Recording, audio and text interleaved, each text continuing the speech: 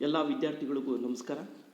ನಾನು ರವಿಕುಮಾರ್ ಕೆ, ಸಹಾಯಕ ಪ್ರಾಧ್ಯಾಪಕ, ಸಮಾಜಶಾಸ್ತ್ರ ವಿಭಾಗ, ಸರ್ಕಾರಿ ಪ್ರಥಮ ದರ್ಜೆ ಕಾಲೇಜು, ಕುಣಿಗಲ್. ವಿದ್ಯಾರ್ಥಿಗಳೇ, ನಾವು ಈ ದಿನ ಪರಿಶಿಷ್ಟ ಜಾತಿಗಳು ಎಂಬ ಒಂದು ಕಾನ್ಸೆಪ್ಟ್ ಬಗ್ಗೆ ತಿಳಿದುಕೊಳ್ಳೋಣ. Brief introduction, meaning and definition of schedule caste.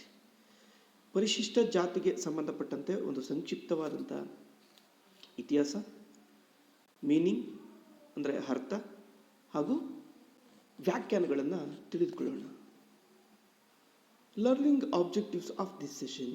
ಈ ಸೆಷನ್ನಿನ ಕಲಿಕಾ ಉದ್ದೇಶಗಳು ಏನು ಅಂತ ಅಂದರೆ, understand the meaning of the schedule caste, understand the definition of the schedule caste. ಪರಿಶಿಷ್ಟ ಜಾತಿಯ ಅರ್ಥ ಹಾಗೂ ವ್ಯಾಖ್ಯಾನಗಳನ್ನು ತಿಳಿದುಕೊಳ್ಳುವುದು ಈ ಸೆಷನ್ನ ಪ್ರಮುಖ ಉದ್ದೇಶ ಆಗಿರುತ್ತದೆ. ಈಗ ನೋಡೋಣ,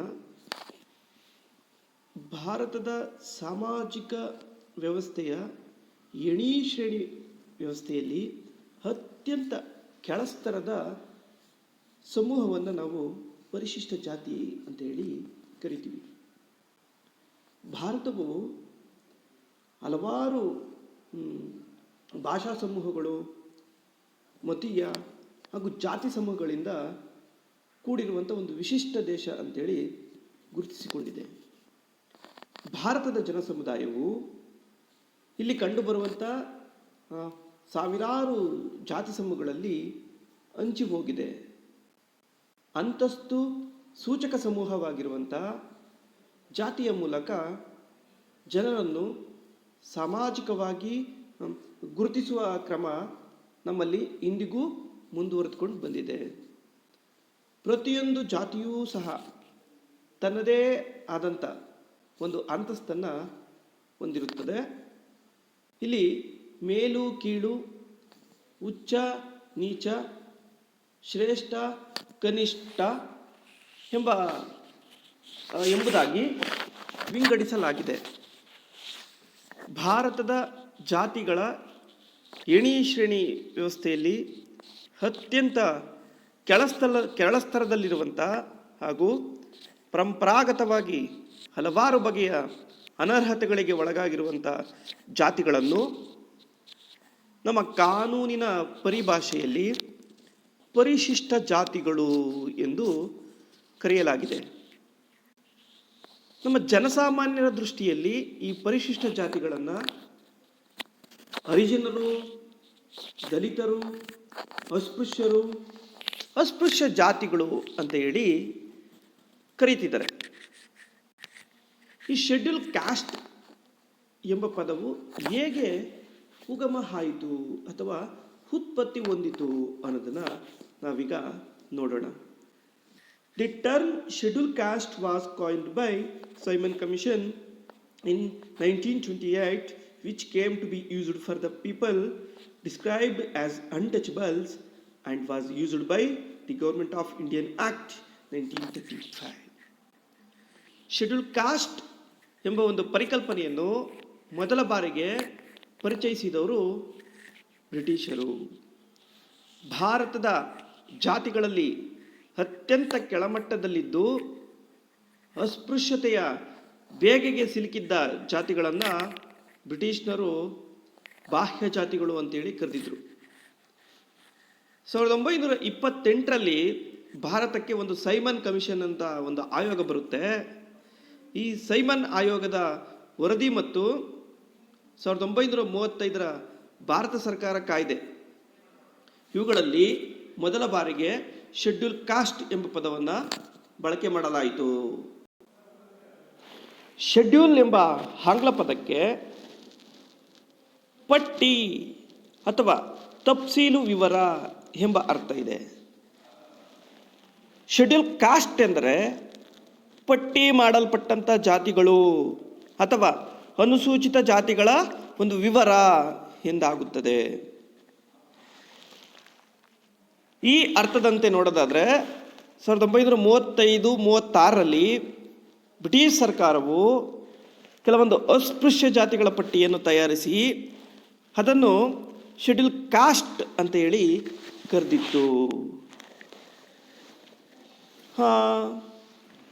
ಪರಿಶಿಷ್ಟ ಜಾತಿಗಳೆಲ್ಲವನ್ನು ಕೂಡ ನಾವು ಅಸ್ಪೃಶ್ಯ ಜಾತಿಗಳು ಅಂತೇಳಿ ಕರೀಲಿಕ್ಕೆ ಸಾಧ್ಯ ಇಲ್ಲ. ಸ್ವತಂತ್ರ ಭಾರತದ ಸಂವಿಧಾನದಲ್ಲಿ ನಿಮ್ನ ಜಾತಿಗಳನ್ನು ಸಂಕೇತಿಸುವ ಸಲುವಾಗಿ ಶೆಡ್ಯೂಲ್ ಕಾಸ್ಟ್ ಎಂಬ ಪರಿಕಲ್ಪನೆಯನ್ನು ಬಳಸಲಾಯಿತು. ಪರಿಶಿಷ್ಟ ಜಾತಿಗಳು ಎಂಬ ಪರಿಕಲ್ಪನೆಯ ಅರ್ಥವ್ಯಾಪ್ತಿಯಲ್ಲಿ ಸ್ಪೃಶ್ಯ ಮತ್ತು ಅಸ್ಪೃಶ್ಯಗಳೆಂಬ ಎರಡು ಬಗೆಯ ನಿಮ್ನ ಜಾತಿಗಳು ಸೇರಿಕೊಳ್ತವೆ. ಪರಿಶಿಷ್ಟ ಜಾತಿಗಳಲ್ಲಿ ಹೆಚ್ಚು ಕಡಿಮೆ 80% ಜಾತಿಗಳು ಮಾತ್ರ ಅಸ್ಪೃಶ್ಯ ಎನಿಸಿಕೊಂಡಿವೆ. ಪರಿಶಿಷ್ಟ ಜಾತಿಗಳು ಎಂದು ಕರೆಯಲ್ಪಡುವ ಜಾತಿಗಳೆಲ್ಲವೂ ಸಹ ಅಸ್ಪೃಶ್ಯ ಜಾತಿಗಳಲ್ಲ ಎಂಬುದನ್ನು ನಾವು ಗಮನಿಸಬೇಕು. ಆದರೂ ಸಹ ಪರಿಶಿಷ್ಟ ಜಾತಿಗಳು, ಅಸ್ಪೃಶ್ಯ ಜಾತಿಗಳು, ಹರಿಜನರು, ದಲಿತರು ಮುಂತಾದ ಪದಗಳಲ್ಲಿ ಇವತ್ತು ಜನರು ಬಳಸ್ತಾ ಇದ್ದಾರೆ. ಈ ಪರಿಶಿಷ್ಟ ಜಾತಿಗಳನ್ನು ಹರಿಜನರು ಅಂತೇಳಿ ಮೊಟ್ಟ ಮೊದಲ ಬಾರಿಗೆ ಗುಜರಾತಿನ ನರಸಿಂಹ ಮೆಹ್ತಾ ಎಂಬುವರು ಪರಿಚಯಿಸ್ತಾರೆ. ಈ ಹರಿಜನ ಎಂಬ ಪದವನ್ನು ಹೆಚ್ಚು ಜನಪ್ರಿಯಗೊಳಿಸಿದಂಥವರು ಮಹಾತ್ಮ ಗಾಂಧೀಜಿಯವರು. ಜೊತೆಗೆ ಈ ಹರಿಜನರನ್ನು ಮಹಾತ್ಮ ಗಾಂಧೀಜಿಯವರು ದೇವರ ಮಕ್ಕಳು ಅಂತೇಳಿ ಕರೆದಿದ್ದಾರೆ. Mahatma Gandhi designated these classes as Harijans, which means the children of God. Gujarat Saint Narasimha Mehta used the term Harijana for the first time and Gandhi popularized it. ಇನ್ನು ಈ ಪರಿಶಿಷ್ಟ ಜಾತಿಗಳನ್ನು ನಮ್ಮ ಭಾರತದಲ್ಲಿ ಯಾವ ಯಾವ ಹೆಸರುಗಳಿಂದ ಕರೆಯಲಾಗುತ್ತದೆ ಅಂತ ಅನ್ನೋದನ್ನು ನಾವು ನೋಡೋಣ. ಅದರಲ್ಲಿ ಅತಿ ಮುಖ್ಯವಾಗಿ ಭಾಂಗಿ ಅಂತ ಕರಿತೀವಿ, ಚಮಾರ್, ವಲಯ, ಮಾದಿಗ, ಬೋವಿ, ಮಹರ್, ಜೊತೆಗೆ ಕಾತಿಕ್, ದಿಗಾರ್, ಪಾಸಿ, ಕೋರಿ, ಧಾಮ್, ಡೋಬಿ, ದುಸದ್, ಬಲಾಯಿ, ಮೋಚಿ, ಮೆಗಾವಾಲ್, ಹಾಡಂ, ಬ್ಯಾಗಡಿ ಇನ್ನು ಮುಂತಾದ ಹೆಸರುಗಳಿಂದ ನಾವು ಇವ್ರನ್ನ ಕರಿತೀವಿ. ಕರ್ನಾಟಕದಲ್ಲಿ ಇರುವಂಥ ಪ್ರಮುಖ ಪರಿಶಿಷ್ಟ ಜಾತಿಗಳು ಯಾವಪ್ಪ ಅನ್ನೋದಾಗಿದ್ದರೆ ಅದರಲ್ಲಿ ಮೊದಲನೇದಾಗಿ ಆದಿ ಕರ್ನಾಟಕ, ಆದಿ ದ್ರಾವಿಡ, ವಲಯ, ಒಲೇರ್, ಕೊರಮ, ಮೊಗೇರ, ಮಾದಾರ, ಬೋವಿ ಇನ್ನು ಮುಂತಾದವು. ಇನ್ನು ಪರಿಶಿಷ್ಟ ಜಾತಿಯ ಅರ್ಥ ನೋಡೋದಾದರೆ we can define scheduled caste as those economically, socially, educationally and politically backward caste which are kept a distance by the other caste as untouchable.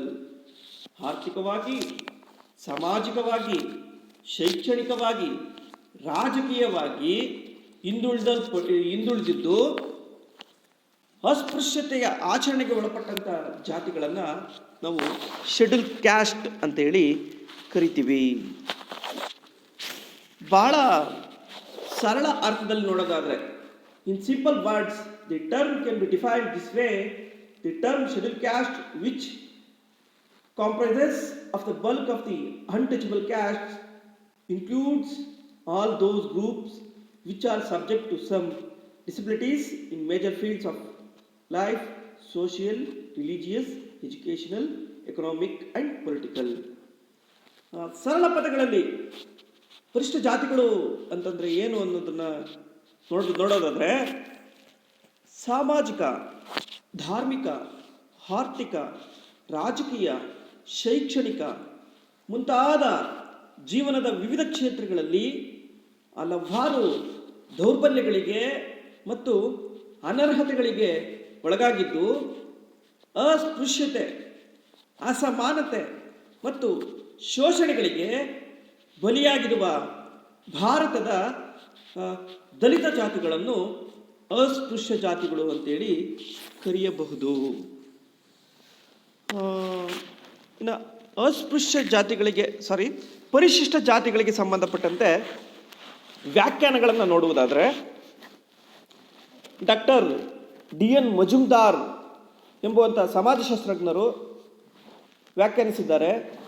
Schedule caste to refer mainly to the untouchable caste and also he defines the untouchable castes are those who suffer from various social political disabilities, many of which are traditionally prescribed and socially enforced by higher castes.